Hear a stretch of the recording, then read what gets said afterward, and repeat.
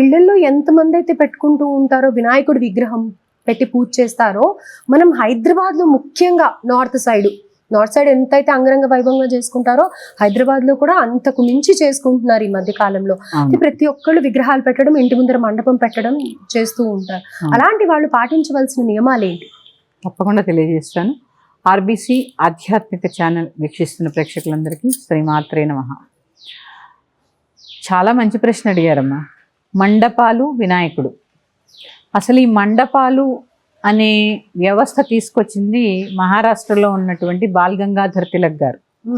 వారి ద్వారానే మనకి సామూహిక వినాయక వ్రతము, అదే సామూహికంగా చేసుకునేటటువంటి వినాయక పూజ అందరికీ తెలిసింది.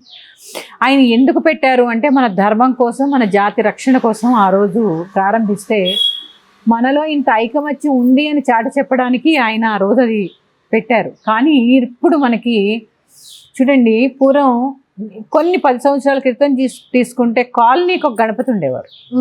సో ఇక్కడ ఈ కాలనీకి ఒక గణపతిని పెట్టుకునేవారు, పక్క కాలనీకి ఒక గణపతి. ఇప్పుడు కాలనీ లేదు, తర్వాత కాలనీ వెళ్ళిపోయి ఒక 10 వీధులకు ఒకటి పెట్టుకునేవారు. ఇప్పుడు వీధికి పెడుతున్నారు. అంటే ఇప్పుడు మనం ఆధ్యాత్మికంగా ఎదుగుతున్నాం అనుకోవాలా, ఐకమత్యత లోపించింది అనుకోవాలా?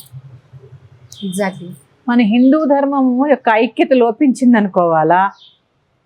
ఎందుకంటే అమ్మా చూడండి, ఒక గుళ్ళోనో లేకపోతే ఒక స్థలంలోనో మండపం ఏర్పాటు చేసి పెట్టినప్పుడు ఆ కాలనీలో ఉన్న వాళ్ళందరూ కూడా అటెండ్ అవుతారు. ఈ కాలనీలో ఉన్న వాళ్ళందరూ కూడా అటెండ్ అవుతారు. అటెండ్ అయినప్పుడు ఎంతమంది ఉంటారు అక్కడ, ఎంత ఐకమత్యము. అక్కడ కూర్చుని ఒక భజన చేసినా, ఒక పారాయణ చేసినా, ఒక పూజ చేసినా ఎంత విశేషంగా ఉంటుంది. అలాంటిది ఒక 2-3 ఒక గల్లీకి ఒకటి పెడుతుంటే ఒక వీధికి ఒక 10-15 ఇళ్ళు ఉంటాయి. ఆ 10-15 ఇళ్లలో చాలా మంది రారు. ఇక మండపాల దగ్గర మనుషులు ఎలా ఉంటారు, ఐకమత్యత ఎలా తెలుస్తుంది? అందుకని సాధ్యమైనంత వరకు ఒక కాలనీకి ఒక గణపతి అట్లా పెట్టుకుంటే, ఎందుకంటే మన ధర్మాన్ని మనమే చాటి చెప్పాలి, మన హిందువుల ఐక్యత చాటి చెప్పాలంటే మనం కొన్ని పాటించాలి. ఎక్కువ మంది ఉంటారు, ఎక్కువ చేసుకోవచ్చు, ఎక్కువ భజనలు చేసుకోవచ్చు, సామూహికంగా చాలా కార్యక్రమాలు చేసుకునే వెసులుబాటు ఉంటుంది. ఇక మండపాల దగ్గర సినిమా పాటలు, ఇది ఎంతవరకు సమంజసం? ఎందుకు ప్రోత్సహిస్తున్నారు? ఆ పక్కనున్న ఇళ్ళ వాళ్ళు కానీ లేకపోతే ఆ పూజ చేసే వాళ్ళు ఉంటుంది కదా, కమిటీ ఉంటుంది కదా, కమిటీ వాళ్ళు కానీ అసలు ఆధ్యాత్మికత చాటి చెప్పడానికి వినాయక పూజ చేసుకుంటున్నప్పుడు అక్కడ సినిమా పాటలు ఎలా వస్తాయి? తర్వాత డీజే అసలు ఇక దాన్ని ఏమంటారు, నిమజ్జనం మొదలు పెడితే చంటి పిల్లలు గుండె జబ్బులు నోడు హల్లు చచ్చిపోవాలి. ఏంటి ఇంత శబ్ద కాలుష్యాన్ని, మనం భక్తి పేరుతో ఎంత శబ్ద కాలుష్యాన్ని. ఎందుకంటే అమ్మా వేదం చదువుతూ ఉంటారు ఘనాపాటిలు. ఆ వేదం చదువుతున్నప్పుడు ఎంత శ్రావ్యంగా అనిపిస్తుంది మన చెవులకి. ఒక పారాయణ చేసిన, ఒక వేదం విన్నా, ఎందుకు అది శబ్ద తరంగాల ద్వారానే మన చెవులకి చేరింది, అవునా కాదా? అలాంటి శబ్ద కాలుష్యాన్ని ఈ డీజేలు పెట్టి మనం ఎంత పాడు చేస్తున్నాం ఒక్కసారి ఆలోచించుకోవాలండి అందరూ. అయితే గణేశుడు పూజా విధానం అనే కాదు, ఏ పూజలో అయినా కానీ నృత్యం దర్శయామి, లేకపోతే కనుక నాట్యం దర్శయామి, ఇలా మనకుండే కళలన్నీ కూడా ప్రదర్శిస్తూ దేవుణ్ణి ప్రసన్నం చేసుకోవాలి అని అంటారు కదా.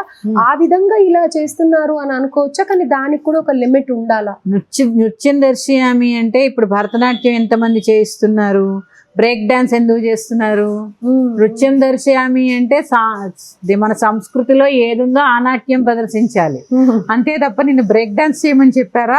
సినిమా పాటలు, సరే బ్రేక్ డాన్స్ అని నేను అన్నాను, సినిమా పాటలకి డాన్స్ చేయమని చెప్పారా? ఆలోచించండి ఒకసారి. ఒక కీర్తన పెట్టారమ్మా, ఏ అన్నమాచార్య కీర్తనో లేకపోతే ఏ త్యాగరాజ కీర్తనో లేకపోతే ఇంకో భజనో ఏదో పెట్టారు. దానికి నువ్వేం చేస్తావు? భరతనాట్యమో కూచిపూడో ఆ ముద్రలు వేస్తూ అనుగుణంగా నాట్యం చేస్తావు. అది ఎంత కంటికింపుగా ఉంటుంది. నువ్వు ఆ సినిమా పాటలు డాన్స్ చేస్తూ ఉంటే అంటే మన ధర్మం. ఎందుకంటే అమ్మా ఇది మనం చాలా బాధపడవలసిన విషయం. ఎందుకంటే పిల్లలు, నేటి బాలలు రేపటి పౌరులు వినాయక చవితి అంటే ఇది అనే దుస్థితికి వెళ్ళిపోతున్నారు. ఎందుకంటే అక్కడ సినిమా పాటలు పెట్టుకోవాలి, డాన్స్ చేయాలి. ఎంతవరకు సమంజసం ఒకసారి తల్లిదండ్రులు కూడా ఆలోచించండి. మరి ఆర్ట్స్లో ఎంకరేజ్ చేస్తూ ఉంటారు కదా, కూచిపూడి చేయించండి, భరతనాట్యం చేయించండి, లేకపోతే ఇంకా ఏముంటాయి కదా భక్తి పాటలు, దానికి చేయమనండి. సినిమా పాటలకే ఎందుకు చేయాలి? రైట్. అక్కడ ఏదో కూర్చుని ఇలా అంటుంటే అది ఏంటది?